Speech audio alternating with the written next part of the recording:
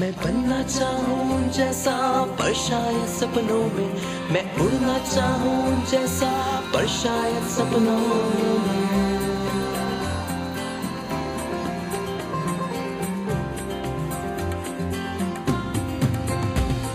सपनों की है उड़ान, कांटे बन गए फूल समान, रोक न पाए वो मुझको मुट्ठी में मेरी है आसमान। Born to be remembered,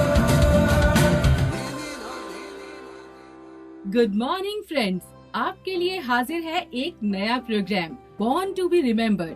हम आपके लिए पिरो कर लाए हैं उन लोगों की दास्तां जिनका मकसद सिर्फ पैदा होकर गुमनामी की मौत मर जाना नहीं, बल्कि आसमान में सितारों की तरह चमकना था। कुछ ऐसा कर जाना था कि वो हमेशा लोगों के जहन में जिंदा रहे।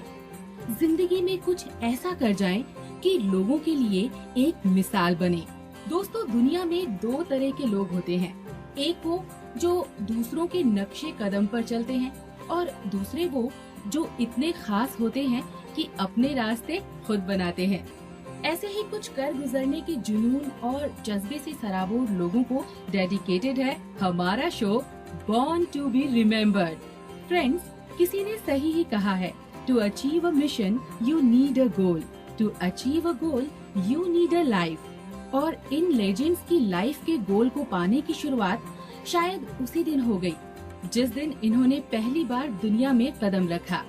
इस प्रोग्राम को बनाते वक्त हमने ये सोचा कि अपनी जिंदगी को मिशन की तरह जीने वाले इतिहास के इन नगीनों को याद करने के लिए उनके जन्मदिन से बेहतर और कोई दिन हो ही नहीं सकता।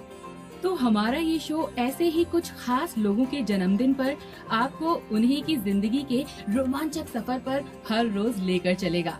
तो फ्रेंड्स, तैयार हो जाइए हमारे साथ इस यादगार सफर के लिए। लेकिन उन खास लोगों से पहले आइए इतिहास के पन्नों को थोड़ा उलटते हैं और जानते हैं कि आज के दिन क्या खास हुआ था। लिसनर्स, पिछले साल लंदन में खेलों का महाकुंभ यानी 300वें ओलंपिक्स खेल हुए।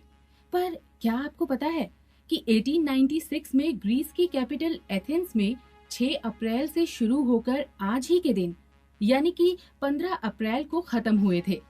मॉडर्न एरा का ये पहला ओलंपिक था जिसमें 14 देशों के 24 एथलीट्स ने पार्टिसिपेट किया था। लेकिन अब 204 देश के 10,000 से ज्यादा खिलाड़ियों ने लगभग 26 अलग अलग खेलों में हिस्सा लिया। दुनिया में बेहतरीन खिलाड़ी हर चौथे साल होने वाले खेलों के इस महाकुंभ में एक दूसरे को पछाड़ने के लिए और मेडल की होड़ में सबसे आगे निकलने के लिए भिड़ते हैं। अगर ओलंपिक्स में हिंदुस्तान की बात करें तो साल 1900 में इंडिया ने पहली बार ओलंपिक्स में पार्टिसिपेट किया था और उस वक्त इंडिया को रिप्रेजेंट करने वाला सिर्फ एक ही एथलीट था जिसका नाम था नॉर्मन प्रिचर्ड, जिन्होंने मेंस 200 मीटर्स में 2 सिल्वर मेडल जीते थे। वैसे ओलंपिक्स के 300 साल से ज्यादा के इतिहास में कई उतार चढ़ाव भी देखे हैं हमने। यहाँ तक कि 3 बार तो देश के बीच हो रही वॉर्स के चलते ओलंपिक्स खेलों को रद्द तक करना पड़ा। लेकिन ओलंपिक्स का सुनहरा इतिहास आज इतने सालों बाद भी कायम है।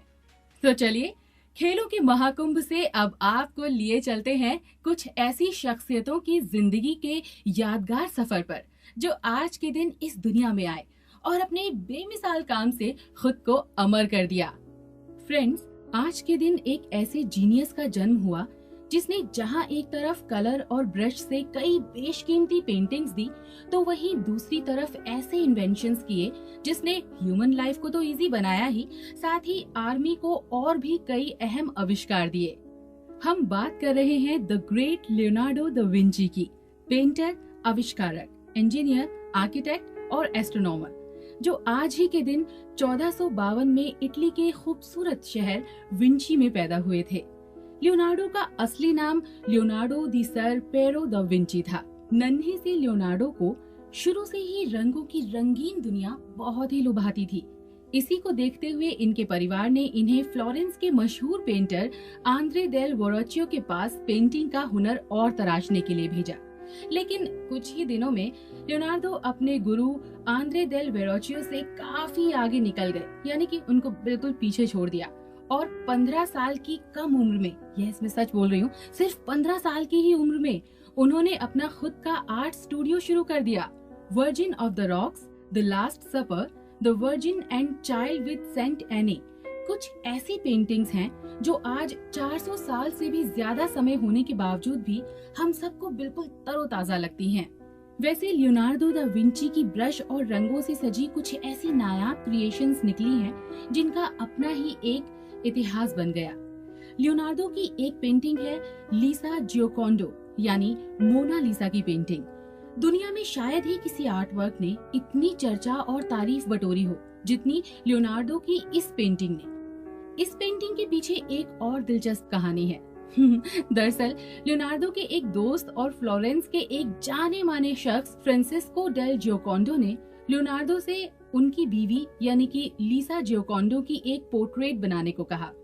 और जब लियोनार्डो ने लीसा का पोर्ट्रेट बनाया तब शायद किसी ने ये कभी नहीं सोचा होगा कि लियोनार्डो का अपने एक दोस्त को दिया हुआ ये तोहफा दुनिया के सबसे बेशकीमती और बेहतरीन पेंटिंग्स में शुमार हो जाएगा। वैसे अगर आपको इस नायाब पेंटिंग को देखना है ना, तो आपको पेरिस जाना होगा। तो बैग पैक करने के लिए तैयार हो गए क्या? अरे अभी नहीं, बाद में चले जाइएगा, जहां आज भी ये पेंटिंग महफूज है और आर्ट लवर्स के लिए मौजूद है। तो फ्रेंड्स, ये थी बात लियोनार्डो दा विंची के रंग और ब्रश के जादू की। पर अब बात करेंगे उनके इन्वेंशंस की, जिसके लिए मैं अब रैपिड एक्शन मोड पर जा रही हूँ, क्योंकि जनाब अगर मैं इनके इन्वेंशंस पर डिटेल में बात करने लगी ना तो सुबह से शाम हो जाएगी और शाम से वापस सुबह हो जाएगी। सबसे पहली फ्लाइंग मशीन या हेलीकॉप्टर, सोलर पावर, जिसका रूप है सोलर कुकर और सोलर इलेक्ट्रिक प्लांट्स। मैथ्स के कैलकुलेशंस को और आसान बनाने के लिए कैलकुलेटर। अगर हम लियोनार्डो की सिविल इंजीनियरिंग की फील्ड में इन्वेंशंस की बात करें तो नहर यानी कैनाल और सिंगल स्पैन ब्रिज बनाने का श्रेय भी लियोनार्डो को ही जाता है। लेकिन इन सबसे ज्यादा जिस फील्ड में लियोनार्डो का सबसे ज्यादा योगदान रहा था वो है डिफेंस यानी army. Army tank, parachute, machine gun और सबमरीन जैसे बड़े बड़े इन्वेंशंस इन्होंने किए।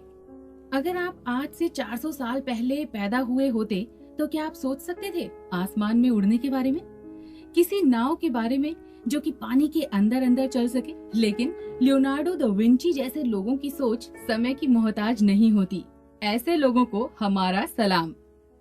अब जो शख्सियत आज के दिन पैदा हुई उनके बारे में कुछ कहने से पहले आइए आपको कुछ सुनाते हैं।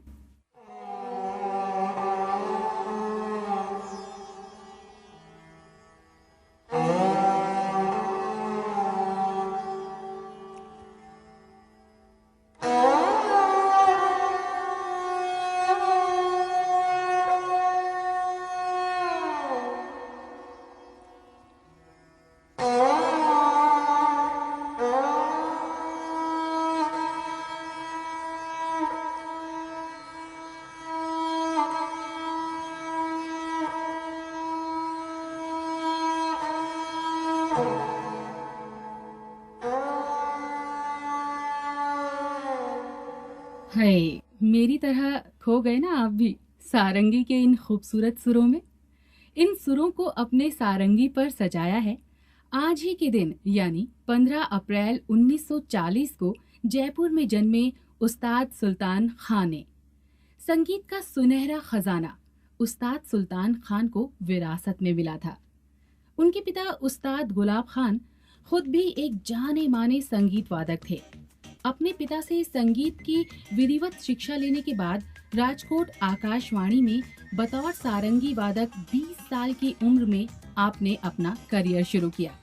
राजकोट में 8 साल के सफल करियर के बाद एक समारोह में इन्हें लता मंगेशकर के साथ सारंगी बजाने का मौका मिला, जो कि उस्ताद सुल्तान खान की जिंदगी का टर्निंग पॉइंट साबित हुआ।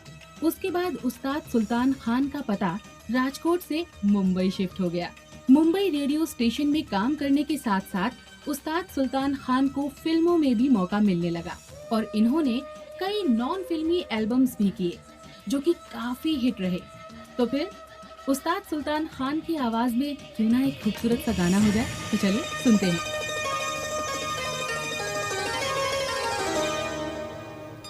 अलबेला सजनी आयरी, अलबेला सजनी आयरी, मोरा हाथ में सुख पायरी, अलबेला सजन आयो रे, अलबेला सजन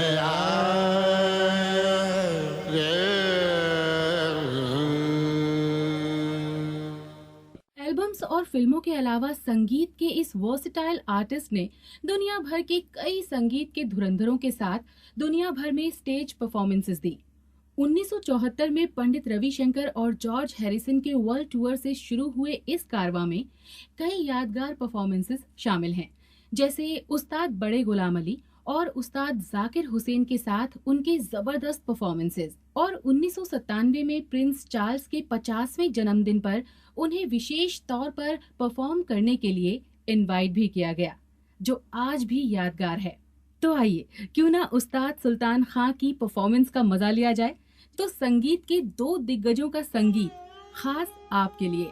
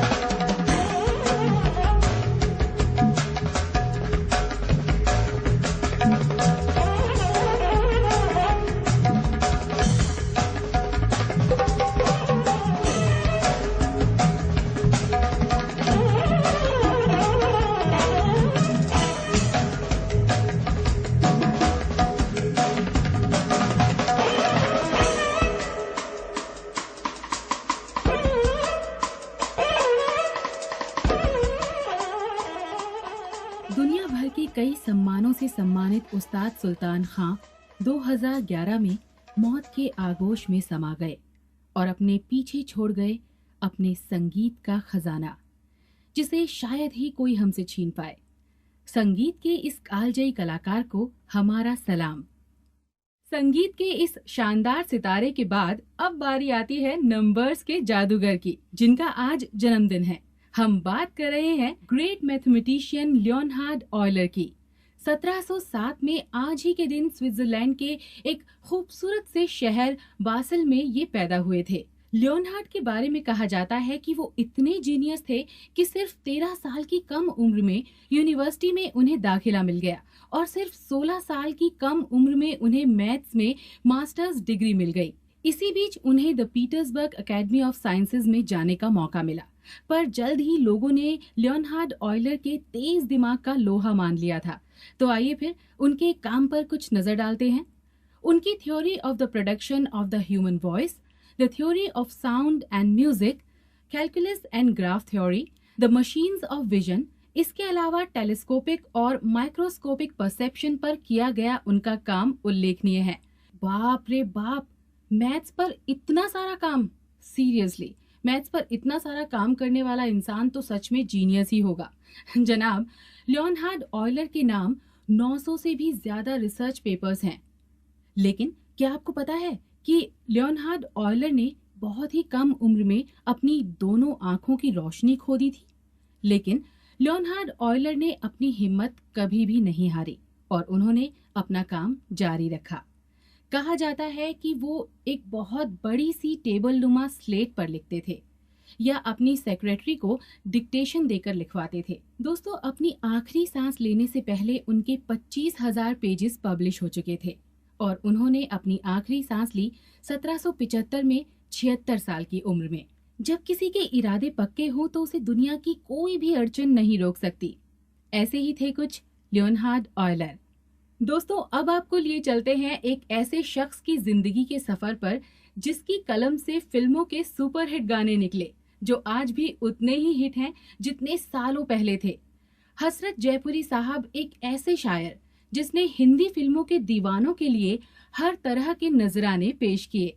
15 अप्रैल 1922 को जयपुर में जन्मे हसरत का पैदाइशी नाम इकबाल हुसैन था, जिसे बाद में उन्होंने बदलकर हसरत जयपुरी कर लिया। शुरुआती शिक्षा अंग्रेजी माध्यम से करने के बाद जनाब हसरत जयपुरी ने उर्दू और फारसी की तालीम लेनी शुरू की और साथ ही साथ शेरो शायरी भी शुरू कर दी। लेकिन फ्रेंड्स, सिर्फ शेरो शायरी से कहाँ किसी की रोजी रोटी चलती है।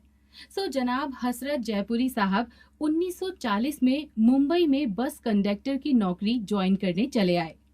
लेकिन शेरो शायरी और मुशायरों का सिलसिला जारी रहा। ऐसे ही एक मुशायरे में पृथ्वीराज कपूर ने इस नौजवान शायर को जब सुना तो उन्हें अपने बेटे राज कपूर से मिलवाया, जो कि उस वक्त आर के बैनर की पहली फिल्म बरसात के लिए लिरिसिस्ट ढूंढ रहे थे। इस फिल्म के पहले ही गाने से जनाब हसरत जयपुरी रातों रात स्टार बन गए। तो क्यों ना आपको भी सुनवाया जाए वो खूबसूरत सा गीत। दिया बेकरार है, छाई बहार है, कदम रे बालमा तेरा इंतजार है। दिया बेकरार है, छाई बहार है, कदम रे बालमा तेरा इंतजार है। ओ सूरज देखे, चंदा देखे, सब देखे हम सबसे हो, सब देखे हम सबसे। जैसे बरसे कोई बदरिया ऐसे अखियां बरसे, जैसे बरसे कोई बदरिया ऐसे अखियां बरसे, ऐसे अखियां बरसे। दिया बेकरार है, छाई बहार है, कदम रे बालमा तेरा इंतजार है। दिया बेकरार है। क्यों, अच्छा लगा ना ये गाना? इसीलिए तो आपको सुनवाया था। इस गाने से शुरू हुआ ये सफर किसको पता था कि इतना आगे चला जाएगा। एक के बाद एक सुपरहिट गाने। सूरज और अंदाज फिल्मों में जनाब हसरत जयपुरी को 2 बार फिल्म फेयर अवार्ड से भी नवाजा गया। फिल्मों में गाने लिखने के साथ साथ उनका मुशायरों का सिलसिला भी चलता रहा।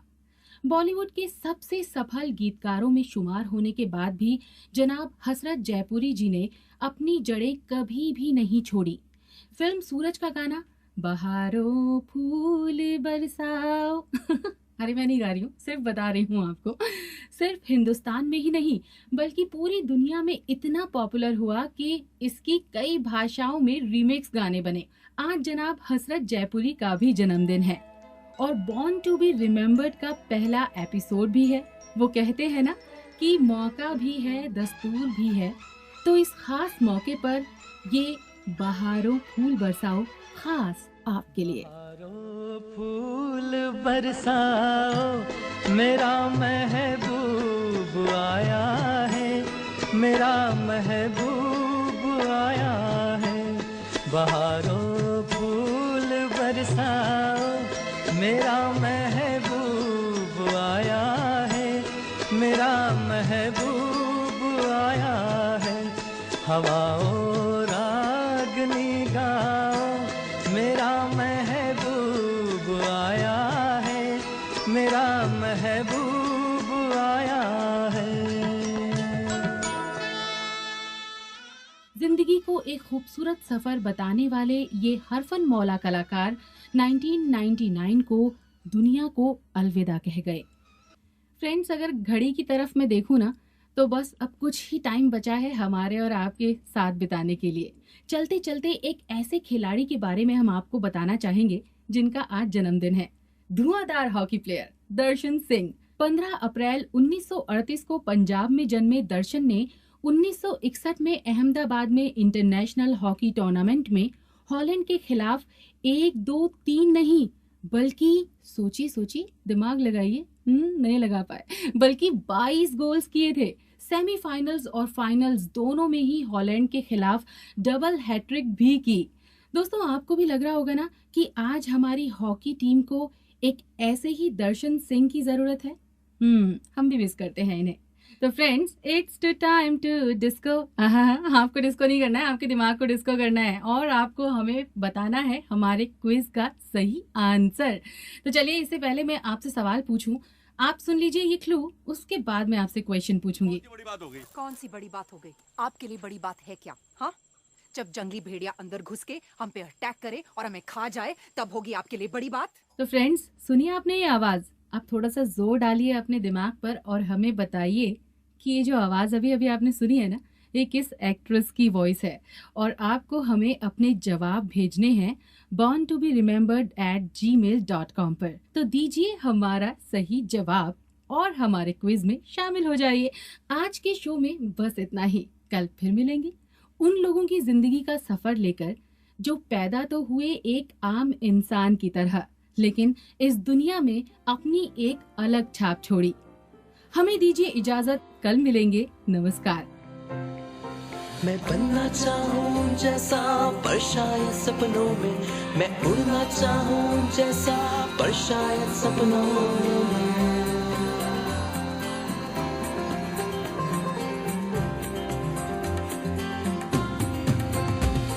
सपनों की है उड़ान, कांटे बन गए फूल समान, रोक न पाए वो मुझको मुट्ठी में मेरी ये आसमां। Born to be remembered. इस कार्यक्रम के कार्यकारी निर्माता जैनेंद्र सिंह,